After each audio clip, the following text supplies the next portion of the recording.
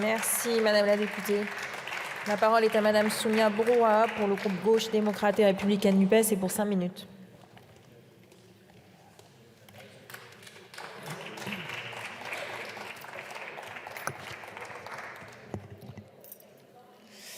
Madame la présidente, monsieur le ministre, chers collègues, à la lecture de cette proposition de résolution, nous comprenons vite et bien que nous n'aurons pas aujourd'hui dans cet hémicycle des débats constructifs sur les liens qui unissent entre nos pays et l'Algérie. En effet, le fond de cette résolution se limite à un objectif étriqué et rabougri, je vous cite, « arrêter l'immigration de masse ». C'est donc à cela que vous résumez la relation étroite et complexe qui lie le peuple français au peuple algérien. Nous aurions pu parler de partenariats culturels, d'échanges universitaires et scientifiques ou de la nécessité d'un travail mémoriel commun autour de l'histoire de nos deux pays qui ne se résume pas aux flux migratoires auxquels vous voulez les réduire.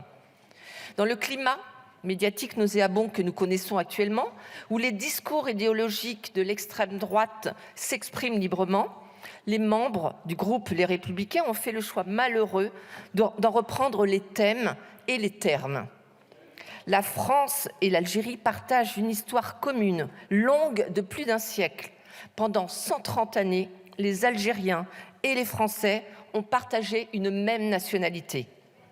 Cette histoire a été profondément marquée par la violence de la colonisation à travers des expropriations, de privation de liberté et une négation profonde de la dignité humaine par domination politique, économique et culturelle qui a profondément blessé, humilié et fait beaucoup de victimes.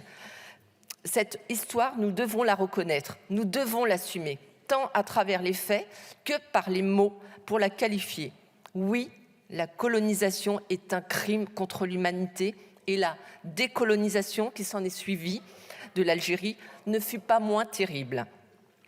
Au regard de ces années de colonisation où les Français d'Algérie circulaient librement sur l'ensemble du territoire français, parce que les besoins en main-d'œuvre d'une économie en pleine expansion étaient importants, il n'est pas surprenant que les ressortissants algériens représentent aujourd'hui la première nationalité étrangère.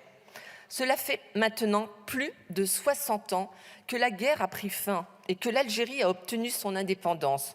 Pour autant, ces blessures ne cicatriseront pas sans un véritable travail mémoriel.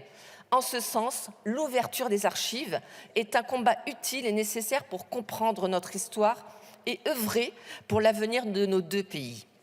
Je déplore que cette résolution ne s'emploie pas à la restauration de relations diplomatiques sereines et respectueuses entre l'Algérie et la France. De plus, ce texte s'inscrit dans des débats sur la loi immigration, thématique devenue seule boussole d'une droite à perte de repères. L'accord franco-algérien de 68 établit des conditions dérogatoires au droit commun relatifs à la circulation, à l'emploi et au séjour en France des ressortissants algériens. Cet accord n'est pas injustifié. Il a eu une raison d'être qui était historique. Et en ce sens, ce ne sont pas des privilèges et encore moins une anomalie, ce sont les conséquences d'une histoire commune qui demeure. Je m'étonne d'ailleurs de la sélection des conditions dérogatoires que vous qualifiez d'avantageuses, car à côté des exemples que vous avez cités, les ressortissants algériens n'ont pas accès à plusieurs titres de séjour tels que les passeports talents, les cartes pluriannuelles, le titre de séjour pour motifs humanitaires, qui sont comme les victimes de la traite ou la violence conjugale, et n'en parlons pas des difficultés administratives pour les étudiants algériens qui souhaitent venir étudier en France. Par ailleurs, la France a drastiquement baissé le nombre de visas qu'elle délivrait aux ressortissants algériens. En 2017, il y avait 412 000 visas qui ont été délivrés. En 2022, seulement 131 000 ont été accordés.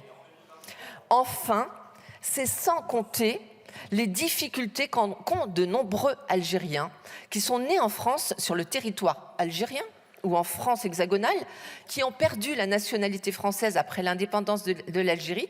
Et pour ces femmes et ces hommes, obtenir la réintégration dans leur nationalité d'origine relève du parcours du combattant, et ce qui est une véritable injustice. Aussi, face à votre vision réductrice des relations entre nos deux pays, nous, ce que nous voulons, c'est rebâtir un partenariat qui soit resserré et empreint de respect, que ça soit équilibré sur ce qui rassemble nos deux peuples, eux qui ont tant en commun. Vous l'avez certainement deviné, après mon exposé, que mon groupe, le groupe GDR, ne votera pas ce texte. Je vous remercie. Merci, Madame la députée.